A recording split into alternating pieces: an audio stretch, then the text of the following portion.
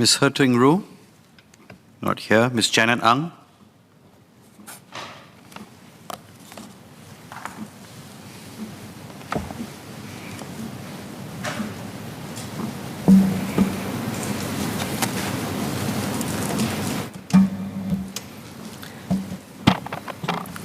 Mr. Chairman, executing on our Singapore Green Plan 2030 is an imperative.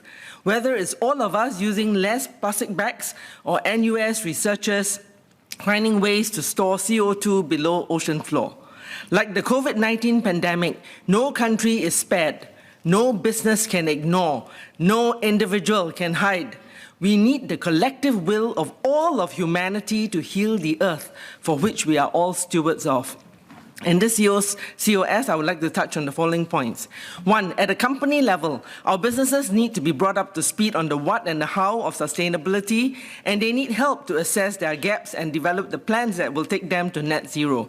The SGP 2030 vision is a great rallying cry.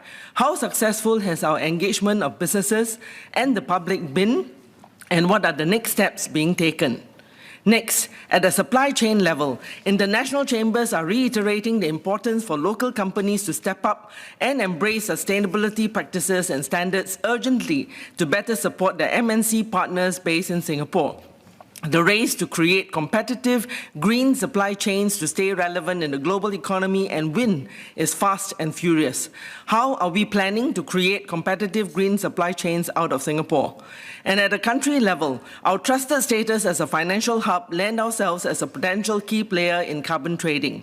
Besides that, Singapore is also blessed with A, having the world's busiest container transshipment port, with a global network of more than 50 locations in 26 countries around the world, and B, with our Changi Airport, albeit pre-COVID, being the most internationally connected airport in Asia-Pacific and amongst the top 10 air mega hubs in the world according to OAG.